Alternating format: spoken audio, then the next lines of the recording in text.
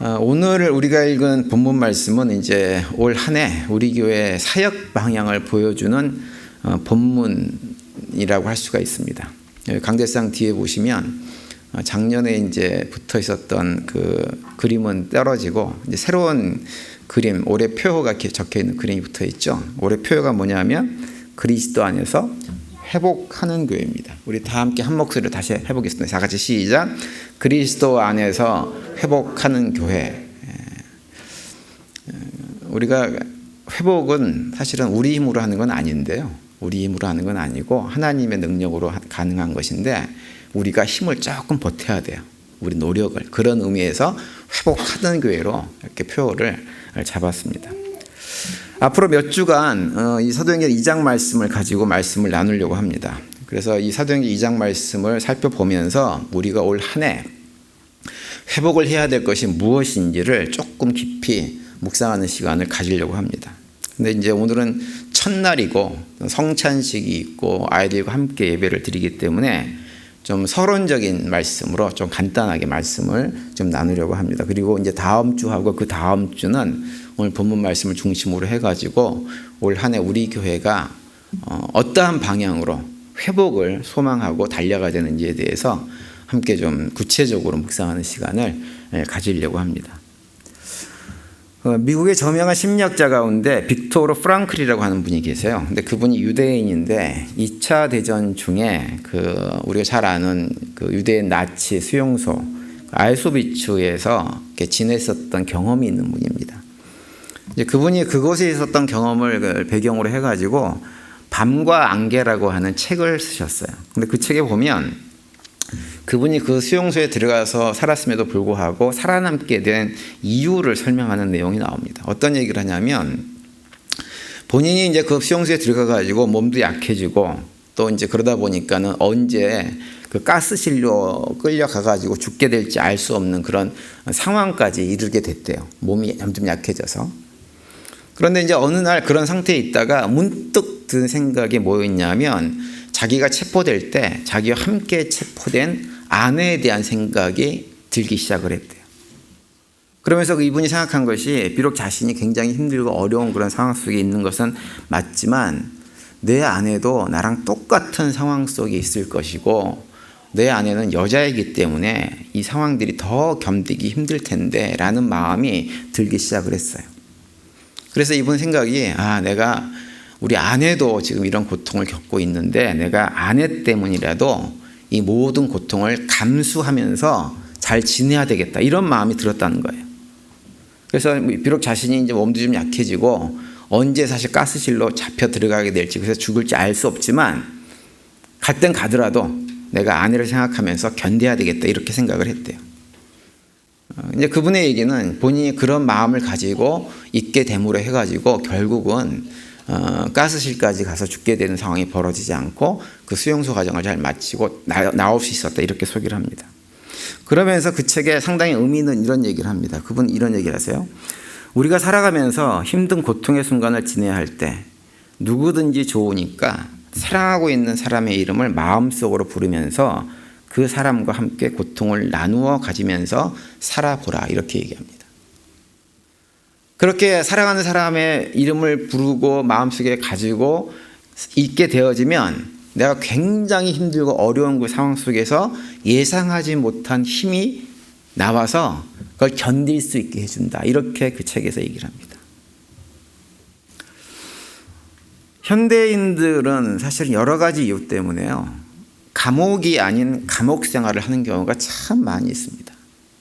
사실 우리의 삶을 보면 매일매일이 어떤 상황인가요? 다람쥐 쳇바퀴 돌듯이 맨날 가는 곳만 가서 그 범위를 벗어나지 못하는 것이 우리 인생이에요. 사실은 감옥이 아닌 것 같은데 그 감옥 속에 딱 갇혀져 있습니다. 그리고 요즘 현대사회는 점점점 개인주의가 심해져서 많은 사람들이 굉장히 외롭게 살아갑니다. 그래서 현대인들이 겪고 있는 질병 가운데 굉장히 큰 비중이 무엇이냐면 우울증이라고 하는 질병을 가지고 있어요. 삶이 너무 우울합니다. 외롭고 쓸쓸하고 우울한 것이 현대인들의 삶의 현실입니다. 가족들도 다 뿔뿔이 흩어져가지고 1인 가정들이 점점 많다 그러죠. 특히 한국 같은 경우는 그런 가정이 정말 많다고 합니다. 물론 미국은 좀 이제 상황이 조금 달라요. 조금 다른데 그래도 우리가 옛날에 이렇게 살았던 삶이랑 요즘 현대 삶을 비교를 해보면 옛날에는 최소한 형제들이 서너 명은 됐었죠. 그리고 형제들이 다 자기 방에서 자는 것이 아니라 한 방에서 몰아잤습니다. 남자 여자 상관없이. 심지어는 뭐 7명 8명씩 되는 가정들도 많이 있었어요. 그래서 그 한 방에 부모님이랑 애들이 한꺼번에 다 그냥 꾸겨가지고 잠을 자는 이런 경험을 하면서 살았었습니다. 그런데 그때는 돌아보면요, 우울증이라고 하는 병이 없었어요. 근데 현대인들에게 우울증이 많다고 하는 것은 우리가 현재 살고 있는 삶의 방식이 여러 가지로 참 우리에게 좋지 않은 방식이구나 라고 하는 것을 생각하게 만들어줍니다. 근데 요즘은 그러한 삶이 거의 일상화되어져 있습니다. 저희 집도 보면 밥 먹을 때를 제외하고는요, 저와 제 아내가 완전히 따로 삽니다. 밥 먹을 때만 잠깐 얘기를 해요. 그리고 아내는 아내 방에 가서 하루 종일 있고 저는 제 방에 가서 하루 종일 있으면서 제 할 일하고 이렇게 하루 종일 지냅니다. 예전에 아이들이 같이 생활을 할 때에도 보면 그때도 마찬가지였어요. 큰 차이가 없었어요. 아이들은 아이들 방에 콕 박혀가지고 안 나오고요. 엄마는 부엌에, 아빠는 교회 사무실에. 완전히 따로 지냈어요. 따로. 별로 대화도 없었습니다. 근데 그런 모습이 저희 가정의 모습만 그런 것이 아니라 대부분 가정이 거의 비슷합니다. 특별히 요즘 같은 경우는 더더군다나 1인 미디어 시대가 되어 있잖아요. 그렇죠? 그래서 가족끼리 모여가지고 옛날처럼 TV를 함께 보는 일도 없어요. 옛날에는 TV 같이 보면서 내가 보고 싶은 거 보겠다고 싸우기도 하고 이러면서 미운정 고운정이 들었거든요. 근데 지금은 그럴 필요가 없어요. 각자 방에 이렇게 들어가가지고 핸드폰을 가지고 핸드폰이든지 뭐 이런 아이패드든지 컴퓨터를 가지고 자기가 보고 싶은 TV나 방송을 그냥 보면 되는 시대가 있어가지고 점점점 같이 이렇게 모여가지고 속마음을 나누고 하루에 살아오면서 힘들었던 거 좋았던 거 나누고 이런 일들이 별로 없습니다. 그러다 보니까 점점점 우리가 사는 사회가 더 외로워질 수밖에 없게 되어집니다. 그래서 저는 시대가 좀 그런 시대이기 때문에 교회라도 좀 함께 모여서 웃고 떠들고 장난도 치고 또 어떨 때는 좀 싸우기도 하고 뭐 이러면서 좀 이렇게 지지고 볶는 왁자지껄하는 이런 모임들을 좀 가져야 되지 않나라는 생각을 참 많이 하는데요. 제가 볼 때 그런 것이 정말로 필요한 시대가 요즘 되어져 있습니다. 오늘 우리가 읽은 본문에 보시면 사도행전 2장은 어떠한 내용이 기록되어져 있는 장이냐면 성령 강림 사건이 기록되어져 있는 장입니다. 2절부터 좀 내용을 보시면 이렇게 되어져 있죠. 호련히 하늘로부터 급하고 강한 바람 같은 소리가 있어 그들이 앉은 온 집에 가득하며 마치 불의 혀처럼 갈라지는 것이 그들에게 보여 각 사람 위에 하나씩 임하여 있더니 그들이 다 성령의 충만함을 받고 성령이 말하게 하심을 따라 다른 언어들로 말하기를 시작하니라 이렇게 말씀을 하고 있어요. 여기 보시면 성령의 충만함을 받고 성령의 말하게 하심을 따라 다른 언어들 즉 방언들을 말하기 시작했다 이렇게 언급을 합니다. 근데 여기서 말하는 방언이라고 하는 것은 오늘날 교회에서 다른 사람들은 알아듣지 잘 못하는 그런 방언과는 완전히 다른 방언이에요. 어떤 방언이냐면 그냥 외국어입니다. 외국어. 다른 언어들이에요. 그래서 사도행전 2장을 보면 제자들이 방언을 할 때 외국에서 온 사람들이 그 말을 다 알아들었다고 기록을 하고 있어요. 사도행전 2장 7절과 8절 보시면 이렇게 되어 있죠. 다 놀라 신기하게 여기 이르되 보라 이 말하는 사람들이 다 갈릴리 사람이 아니냐 우리 각 사람이 난 것 방언으로 듣게 되는 것이 어찌 됨이냐 이렇게 얘기를 합니다. 각국에서 온 사람들이 다 놀랐어요. 그래서 사도들이 방언으로 하는 그런 소리를 듣고 자기네 나라 말로 하는 복음의 메시지 이런 것들을 다 들었다고 하는 거죠. 그러면서 9절 이하에 보면 그 들은 사람들이 어느 지역에서 왔는지 또 소개를 하고 있죠. 9절부터 11절까지 이렇게 되어 있습니다. 우리는 바데인과 메데인과 엘람인과 또 메소보다미아, 유대와 갑바도기와 본도와 아시아 부르기아와 밤빌리아, 애국과 및 구레네에 가까운 리비아 여러 지방에 사는 사람들과 로마로부터 온 나그네 곧 유대인과 유대교에 들어온 사람들과 그레데인과 아라비아인들이다. 이렇게 기록을 합니다. 고대 근동지역 그 주변에 있던 나라 사람들이 다 있었는데 그 사람들이 사도들이 하는 방언을 듣고 다 자기네 나라 말로 알아들었다고 하는 거예요. 그러면서 그런 사건이 있는 다음에 오늘 본문 바로 앞에 37절부터 42절까지 내용을 보면 어떤 내용이 나오냐면 성령 강림 사건 이후에 베드로가 설교를 했어요. 그랬더니 3,000명의 사람들이 회개하고 예수님의 제자가 되어져서 예루살렘에 큰 예수 그리스도의 제자 공동체가 만들어지는 내용이 나옵니다. 그러고 나서 오늘 우리가 읽은 본문의 내용이 나오는 거예요. 43절부터 47절까지 어떤 내용이 나오냐면 그 3,000명에 이르는 예수 그리스도의 공동체 사람들이 어떻게 신앙생활을 했는지를 구체적으로 우리에게 보여줍니다. 그런데 그 내용이 뭐냐? 성도들끼리 자신이 가진 물건을 자기 것이라고 주장하지 않고 그걸 갖다가 서로 통용했다. 이렇게 기록합니다. 뿐만 아니라 자신의 재산을 팔아가지고 오히려 다른 형제들의 필요를 채워주는 삶을 살았다. 이렇게 기록을 하고 있는 거예요. 오늘 보면 44절과 45절 보시면 믿는 사람이 다 함께 있어 모든 물건을 서로 통용하고 또 재산과 소유를 팔아 각 사람의 필요를 따라 나눠주며 라고 말씀을 하고 있습니다. 그러면서 신앙생활을 성전에서 열심히 모이고 그러면서 신앙생활을 열심히 했다라고 하는 것이 오늘 본문의 내용이에요. 이제 그런데 저 같은 경우는 어릴 때요, 이 사도행전 2장 말씀을 읽으면서 늘 궁금했던 게 있어요. 성도님들도 그런 생각을 해보신 적이 있는지 모르겠는데 뭐가 궁금했냐면 사도행전 2장에서 성령이 강림하실 때 왜 사도행전 2장은 성령 강림 사건으로 일어난 대표적인 현상을 다른 언어, 방언을 하는 것으로 보여주고 있을까라고 하는 거예요. 왜 하필이면 방언이냐고 하는 거죠. 다른 일들이 일어날 수 있지 않아요? 다른 일들이. 다른 은사들을 가지고 어떤 사역을 했다라고 하는 것이 언급될 수도 있잖아요. 근데 왜 사도행전 2장은 성령 강림 사건 이후에 사도들이 성령을 받고 방언으로 말하기를 시작했다라고 우리에게 얘기를 해주고 있을까요? 물론 다른 은사들을 가지고 사역했다는 기록도 나옵니다. 베드로와 요한이 성전 미문에 있는 거지, 안진뱅이 거지를 일으켜 세우는 치료의 어떤 은사를 보여주는 기록도 나오지만, 근데 가장 먼저 성령이 내렸을 때 나타났던 현상은 뭐냐면 방언을 했다고 하는 거예요. 왜 사도행전 2장은 우리에게 그렇게 얘기를 하고 있을까요? 생각을 해보신 적이 있으세요? 제가 이 얘기를 수요일 날 창세기 쪽에 공부를 하면서 한번 얘기를 했던 것도 같아요. 잘 기억은 안 나지만. 왜 그랬을까요? 왜 그것을 강조하고 있을까요? 좀 복잡한 얘기가 될 수도 있는데 좀 최대한 쉽게 말씀을 좀 드리면, 신구약 성경이 몇 권이죠? 66권이잖아요. 그죠? 66권이에요.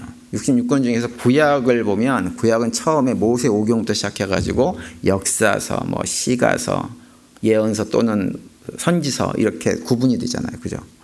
선지서는 또 소선지서, 대선지서 이렇게 구분이 되어집니다. 또 신약으로 넘어오면 복음서, 또 역사서, 서신서, 묵시록 이렇게 구분이 되고, 서신서는 또 어떻게 구분되냐면 일반서신, 옥중서신, 목회선 이렇게 구분이 되어집니다. 그래서 이런 것들을 이렇게 놓고 보면 성경이 굉장히 복잡하게 막 기록이 되어져 있는 것 가지고 뭐가 뭔지 하나도 모릅니다. 잘 모르겠어요. 그런데 사실은 그 복잡해 보이는 말씀이 사실은요, 딱 세 가지로 되어져 있습니다. 딱 세 가지 얘기. 세 가지만 기억하시면 돼요. 첫 번째 부분은 어디서부터 어디까지냐면 창세기 1장부터 11장까지예요. 그게 한 가지 얘기예요. 그게 뭐예요? 천지 창조와 인간의 타락에 대한 것이죠. 인간의 타락. 첫 번째 부분. 그다음에 창세기 12장부터 사도행전 1장까지가 한 단락이 한 부분이에요. 근데 거기는 무엇에 대해서 말씀하고 있느냐? 아브라함부터 예수 그리스도까지 대한 얘기를 거기서 해주고 있어요.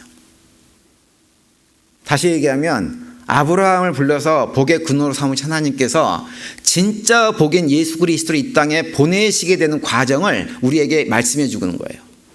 왜 예수 그리스도를 보낼 수밖에 없는지, 그리고 예수 그리스도가 이 땅에 어떻게 오셨고 그분이 이 땅에서 어떤 사역을 하셨는지를 보여주는 내용이 창세기 12장부터 사도행전 1장까지가 한 덩어리에 크게, 그리고 사도행전 2장부터 요한계시록 22장까지가 한 덩어리예요. 그건 뭐냐? 하나님의 재창조의 역사, 이렇게 구분할 수 있어요. 그러니까 성경을 읽을 때 이렇게 생각하시면 돼요. 이렇게 제가 팔을 두고 있으면 여기가 창세기 1장이에요. 창세기 1장부터 쭉 내려와 가지고 여기가 창세기 11장입니다. 11장.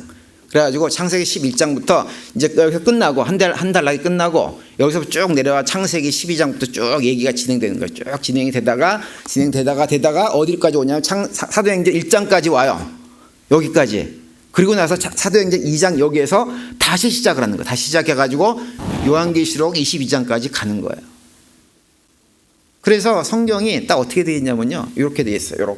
이렇게 되어 있어요. 대깔꼬마니처럼. 여기가 창세기 1장이고요. 여기가 요한계시록 22장이 딱 붙어 있는 거고, 요 끝에가 여기가 어디예요? 창세기 11장과 사도행전 2장인 거예요. 이게 맞물려 있어요. 그 얘기가 딱 세 단락입니다. 전체가 다. 근데 창세기 1장부터 11장까지 내용은 뭐냐면 하나님께서 선지를 창조하신 이후에 인간이 창세기 3장에서 타락하고 그 이후에 점점 어떻게 타락이 깊어지는지를 보여주는 것이 창세기 11장까지 내용입니다. 창세기 11장에 이르면 인간이 하나님을 진짜 본격적으로 대적하는 내용이 나오죠. 본격적으로. 타락의 끝을 보여줍니다. 근데 창세기 11장이 그렇게 타락의 끝을 보여준다 그러면 사도행전 2장은 이제 그렇게 타락했던 인간이 쭉 돌아가지고 예수 그리스도가 이 땅에 오셔가지고 우리를 구원하신 이후에 새롭게 시작된 공동체가 다시 회복되어져 가지고 쭉 올라가서 요한계시록 22장에 이르면 새하늘과 새 땅이 만들어지면서 처음 하나님께서 만드셨던 창조의 세계처럼 아름다운 세상으로 변화되어지고 회복되어지는 것을 우리에게 보여주고 있는 것입니다. 그러니까 사도행전 2장은 무엇을 우리한테 보여주냐면 창세기 11장에서 완전히 망가졌던 인간이, 타락해서 완전히 망가지고 심판받고 했던 인간이 다시 회복이 시작되어진 것을 우리에게 보여주는 장입니다. 근데 창세기 11장에 보면 인간이 타락의 끝을 보여주는 사건을 우리한테 보여주는 사건이 뭐예요? 바벨탑 사건이에요. 그런데 바벨탑 사건 이후에 하나님께서 바벨탑을 짓는 인간들을 심판하시죠. 그죠? 그래서 심판의 결과 하나님께서 행하신 심판 내용이 뭐였어요? 어떻게 됐어요? 두 가지 사건이 일어났어요. 하나는 뭐냐면 언어가 혼잡해져서 서로 대화, 소통이 안 됐어요. 그리고 또 한 가지는 뭐냐면 그러다 보니까 어떻게 됐냐면 모두가 다 흩어져 버렸다라고 창세기 11장 9절이 우리한테 얘기를 합니다. 이렇게 돼 있어요. 그러므로 그 이름을 바벨이라 하니 이는 여호와께서 거기서 온 땅의 언어를 혼잡하게 하셨습니다. 여호와께서 거기서 그들을 온 지면에 흩으셨더라, 이렇게 기록합니다. 언어가 혼잡해지고 결국 사람들이 다 흩어져 버린 거예요. 그렇다고 한다면 창세기 11장에서 그렇게 언어가 혼잡해지고 흩어지는 일을 경험했다고 한다면 사도행전 2장에서 이것이 다시 회복되어져서 되려면 무엇부터 시작을 해야 될까요? 언어의 문제, 혼잡해진 언어의 문제와 그 흩어짐의 문제가 해결이 먼저 돼야 돼요. 그게 출발점으로. 그래서 완성해 가는 거예요, 거꾸로. 그러다 보니까 그래서 결국 사도행전 2장에서 무엇이 일어나냐면 성령이 강림하고 나니까 뭐가 해결돼요? 언어의 혼잡 문제가 해결됐다고 하는 것을 상징적으로 보여주는 것이 방언의 역사인 거예요. 그리고 또 한 가지 일이 벌어지죠. 그렇게 방언의 역사가 일어나고 사도 베드로가 복음을 전했더니 수많은 사람들이 복음을 듣고 갑자기 3,000명이 되는 사람들이 회개하고 그 사람들이 함께 모이기 시작합니다. 오늘 보면 44절과 45절에 보면 이렇게 돼 있죠. 믿는 사람이 다 함께 있어 모든 물건 서로 통용하고 또 재산과 소유를 팔아 각 사람의 필요를 따라 나눠주며라고 돼 있어요. 여기서 가장 중요한 말씀은 뭐냐면 믿는 사람들이 다 함께 있어가 중요한 거예요. 함께 있어. 흩어졌던 다 사람들이 성령 강림 사건이 일어나고 나니까 이제는 함께 모여가지고 서로 대화하고 교제하고 할 수 있는 관계로 변화가 되고 회복이 된 거예요. 더 이상 각자로 살지 않는 거예요. 너는 너, 나는 나 이렇게 살지 않습니다. 어떻게 사느냐? 너의 문제가 나의 문제예요. 너의 아픔이 나의 아픔이 되는 거예요. 너의 부족함이 나의 부족함이 되어져 가지고 내가 가진 것을 가지고 기꺼이 나누고 채워주는 삶을 살아가는 거예요. 더 이상 흩어짐의 아픔, 그 가운데 외로움과 고독함으로 괴로워할 필요가 없는 관계가 되어지는 것입니다. 그래서 오늘 우리가 읽은 본문은 그렇게 회복되어질 하나님 백성들의 모습을 우리에게 보여주고 있는 거예요. 물론 성령 강림 사건을 통해 가지고 모든 것이 그 순간에 완벽하게 회복되는 것은 아니에요. 이제 그건 시작이에요. 시작에 불과한 거예요. 시작이에요. 그래서 여전히 우리가 언어가 소통이 안 되는 문제를 여전히 우리 겪고 있습니다. 또 하나됨을 이렇게 온전하게 하나되지 못해가지고 겪게 되어진 이런저런 어려움들을 겪고 있어요. 그러나 사도행전 2장을 통해 가지고 성령 강림 사건을 통해 가지고 하나님께서 무엇을 시작하셨느냐?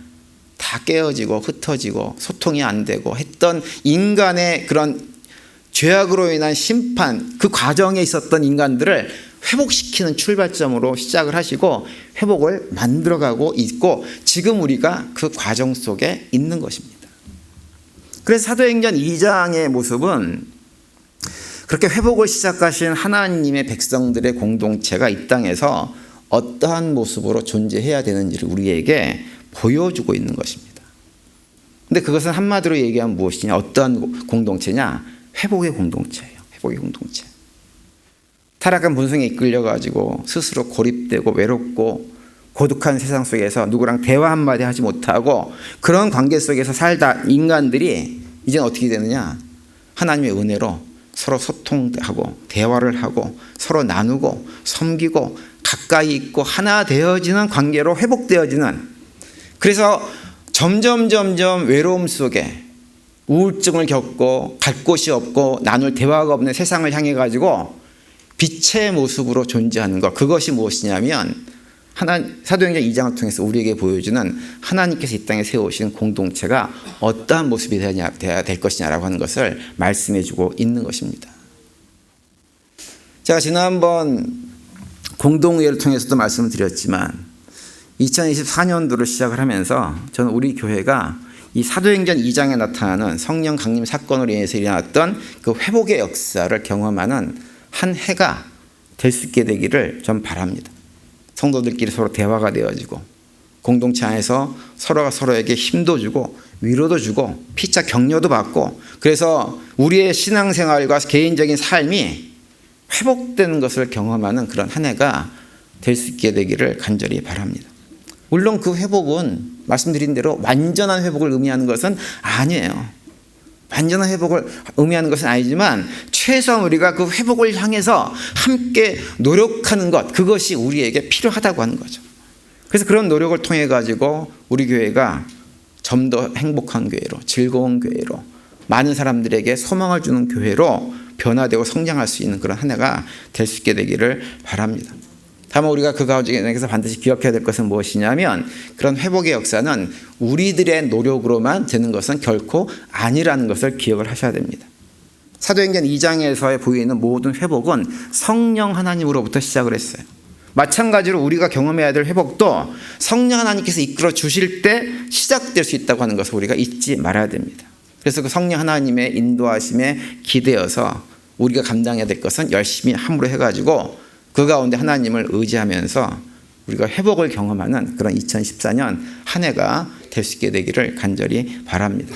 그리고 이번 한 주간도 또 한 주간의 분량만큼 우리의 삶이 공동체가 회복되어져 가지고 대화하고 소통하고 서로의 부족함을 채워주는 가운데 너와 내가 아닌 우리가 하나됨이 좀 더 깊어지고 넓어지는 그런 한 주간이 되어줄 수 있게 되기를 간절히 바랍니다. 그런 고백 가운데 또 주님께서 주시는 평강이 넘치는 복된 한 주간이 되시기를 간절히 축원을 드립니다.